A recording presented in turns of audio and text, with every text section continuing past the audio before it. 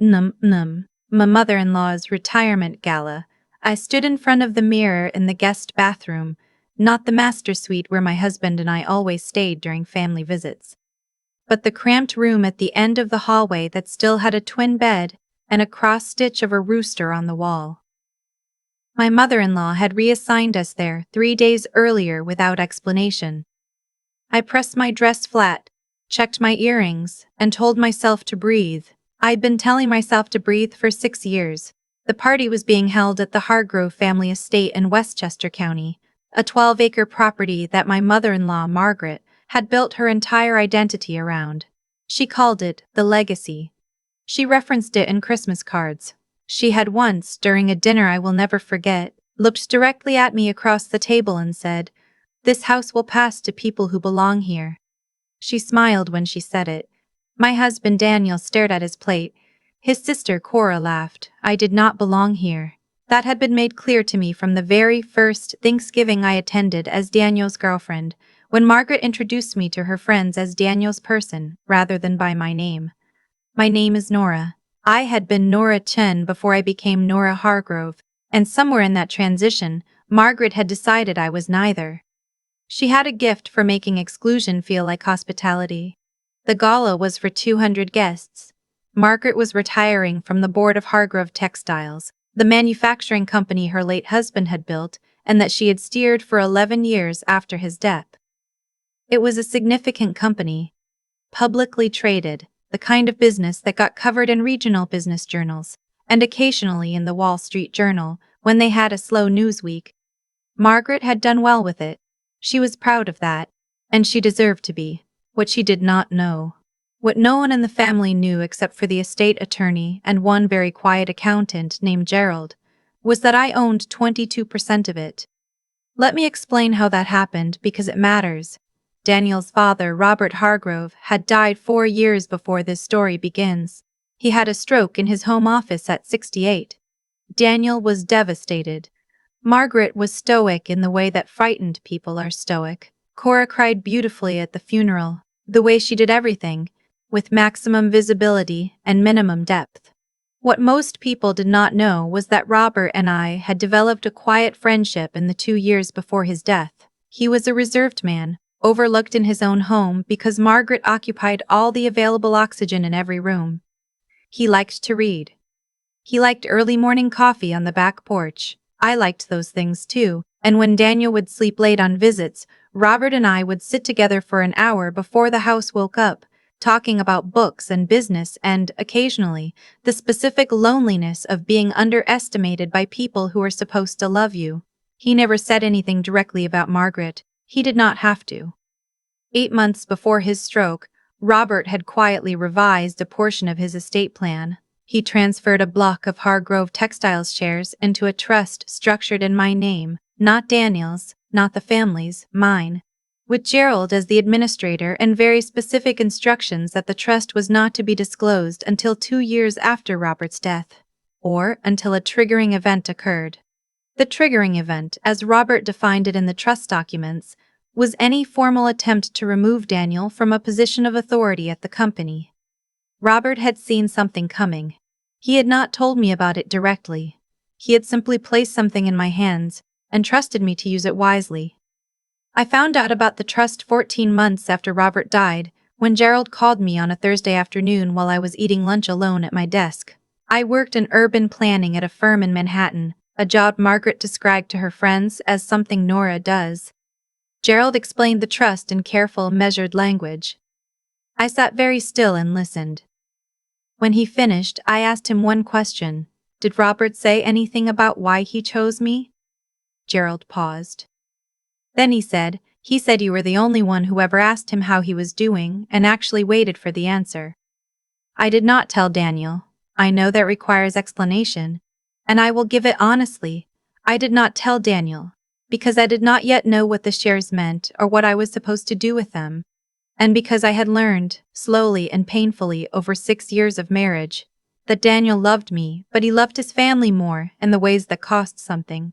He was not cruel. He was conflict avoidant in the way that children of domineering parents sometimes are, always searching for the version of events that let everyone be okay, Even when everyone being okay required me to be less, I kept the trust quiet. I watched. I waited. Gerald managed the paperwork and sent me quarterly statements to my office address. The shares were worth somewhere around $4 million at the time of disclosure. They had grown since then. And then, 6 weeks before the retirement gala, Margaret called a family meeting. Daniel and I drove up to Westchester on a Sunday. Cora was already there with her husband Fletcher, who had the approximate emotional depth of a decorative gourd, but was handsome enough that Margaret forgave him everything. We sat in the formal living room, which Margaret only used when she wanted to signal seriousness, and she announced that she had been in discussions with the board about restructuring Hargrove Textiles ahead of her retirement.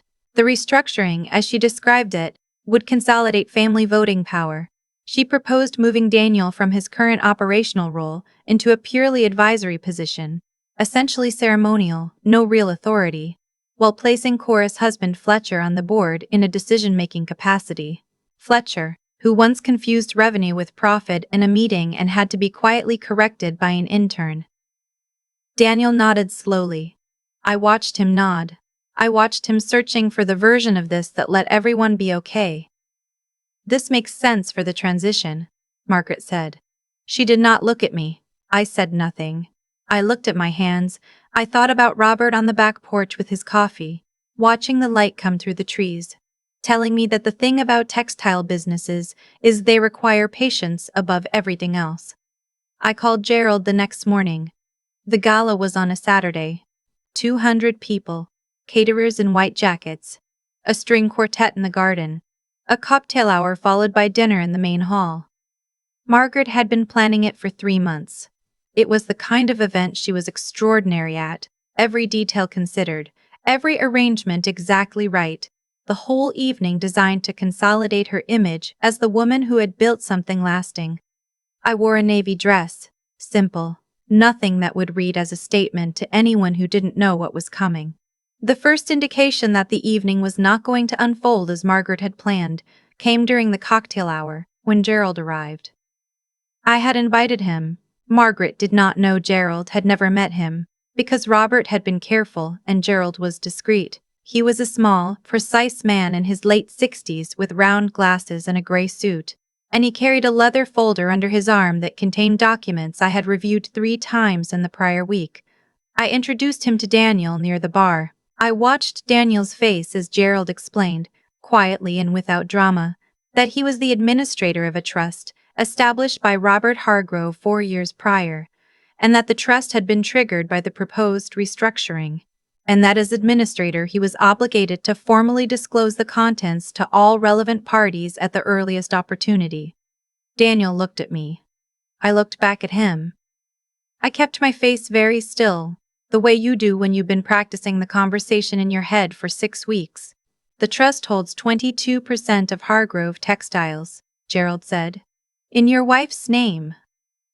The string quartet was playing something by Vivaldi. Someone near us laughed at a joke I didn't hear. Daniel set his glass down on a passing tray without looking at it. I need you to understand, I said to him quietly, that your father did this. Not me. He did it because he trusted me, and because he saw something happening that I think you're starting to see too. Daniel was quiet for a long moment. Then he said, How long have you known? 14 months after he died. And you didn't tell me. No. Another long silence. The Vivaldi continued. Why? I thought about how to answer that honestly without turning it into an accusation, because it was not about accusation. It was about the truth of what our marriage had been, the slow accumulation of moments where I'd been asked to make myself smaller so that everyone else could remain comfortable. Because I needed to understand what it meant first, I said. And then things happened quickly. Daniel nodded once. It was a nod I recognized, the nod of someone who is not okay but is deciding to stay present anyway. I loved him for that nod. I had always loved him most in the moments when he chose presence over escape. We found Margaret together. She was standing near the garden entrance with Cora and Fletcher, receiving compliments about the floral arrangements. She was radiant, as she always was at events. 71 years old and still the most commanding person in any room she entered. Hair silver and swept back. Posture that made you automatically straighten your own. She saw Daniel first, then me, then Gerald just behind us, and something shifted in her expression. Not much. Margaret Hargrove did not allow much to shift in her expression. But I had studied her face for 6 years, and I saw it. Daniel said, "Mom, there's something we need to discuss. This is a party, Daniel. I know. This won't take long." We moved to the library, the four of us plus Fletcher, who looked alarmed in the vague way of someone who doesn't fully understand what's happening, but recognizes that it involves money. Gerald laid the documents on the desk Robert had used for 30 years. He explained the trust clearly and without embellishment. Margaret stood very straight and listened. When Gerald finished, the room was quiet. Then Margaret turned to me. I had been expecting anger. I had been prepared for the cold, precise variety of anger that Margaret deployed like a surgical instrument. The drawn breath, the slight elevation of the chin, the words chosen specifically to locate your softest points. I had rehearsed my response. I was ready.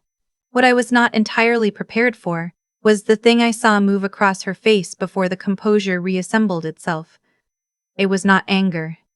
It was something older and more complicated, something that might, in a different woman, in a different moment, have become grief. She understood immediately what the trust meant. She understood that Robert had seen the restructuring coming years before it happened, that he had watched his own family and made a calculation about where the loyalty and the steadiness actually lived. She understood that her husband had chosen, quietly and irrevocably, to place something of enormous value in the hands of the woman she had spent 6 years trying to edge out of the picture. "He never told me," she said. "It was not directed at anyone specifically." "No," Gerald said. "He was very specific about that." Fletcher said, "What does this mean for the restructuring?" Cora touched his arm. For once he went quiet. "Here's what it meant, with 22% combined with Daniel's existing stake and a small block held by a longtime board member named Warren who had never liked the direction Margaret had been taking the company. We had enough to block the proposed restructuring entirely. The plan to sideline Daniel and install Fletcher evaporated in that library, while the string quartet played Vivaldi in the garden. But here is what I want to tell you about what happened next, because this is the part that matters more than the shares or the percentages or any of it. I did not use it to take anything. I had thought about this for 6 weeks. I had thought about it at my desk and on the subway and lying awake at 3 in the morning while Daniel slept. I had enough leverage, legally and structurally, to push Margaret off the board entirely. I had enough to install Daniel in a real leadership role, to restructure the restructuring, to plant a flag on every piece of territory she had tried to claim at our expense. I could have. Robert had given me a weapon. I chose not to use it like one. What I asked for was simpler and, I think, more lasting. I asked for 3 things. First, that the restructuring as proposed be withdrawn permanently. Second, that Daniel's role be formalized with real authority and not subject to revision without board approval. Third, that going forward, I be included in family business discussions as a stakeholder. Not as Daniel's wife. Not as Daniel's person. But as a person in my own right with a name and a chair at the table. That was it. No removal. No humiliation. No engineered downfall. Margaret was quiet for a long time after I finished. Then she said, "That's all you want?" "That's all I want." She looked at me with an expression I had never seen from her before. Not warmth exactly, but something adjacent to respect. The kind of respect that costs something to give. "Robert always said I underestimated you," she said. "He said that. He said it more than once." A pause. I should have listened. I don't want to tell you that everything changed after that night, because that would be a different kind of story than the true one. Margaret did not become a different person. She was still formidable and still occasionally impossible, still the most commanding presence in any room, still capable of making you feel with a single glance that you were being evaluated and found slightly wanting. Some things don't change, but she called me Nora from that night forward, not Daniel's wife, not Daniel's person. Nora. It was a small thing. It was not a small thing. The restructuring was withdrawn. Daniel assumed formal leadership of the company's operations and has spent the past year doing exactly what his father always believed he was capable of. Fletcher remains decorative, which is the role he was always best suited for. Cora is civil to me in the careful way of someone who has recalculated and found the math has changed. Gerald came to our apartment for dinner in December. We had a very pleasant evening. He told me that in 40 years of estate work, he had never administered a trust quite like Robert's, and that he hoped I knew what a rare thing it was to be trusted that completely by someone. I told him I thought about it every day. I still sit with coffee in the early morning when we visit Westchester. The back porch is still there, with the same view of the trees that Robert used to watch. Sometimes I sit there alone, and sometimes Daniel finds me and sits with me and we don't say much, just watch the light come through the way Robert used to. I think about patience. I think about the difference between waiting for the right moment and wasting your life. I think about the fact that power, when you finally have it, is most useful when you're precise about what you actually need it to do. Robert left me something worth millions of dollars. What he actually gave me was the confirmation that I had been seen, that someone in that house had looked at me and understood who I was, and had decided that was worth protecting. Some people fight their way to the table. Some people discover they were seated there all along, in ink they couldn't yet read. If you had been in that library, if you had been holding those documents, with all that leverage and the chance to finally take back everything that had been withheld from you, what would you have done? I spent 6 years in this family, being treated like a guest in a house I helped sustain. I spent 6 weeks deciding what to do with the power to change that. I chose a seat at the table instead of the head of it. I chose to let them see me rather than to make them fear me. I'm not sure I would do anything differently. I'm still working out whether that makes me strong or simply patient. Maybe those are the same thing. Maybe the bravest move you can make in a room full of people who've underestimated you is to ask for exactly what you need. Not everything you could take. Not nothing. But the precise and necessary thing. And then to sit down and stay. Because I'm not going anywhere. And now, for the first time in 6 years, neither is my name.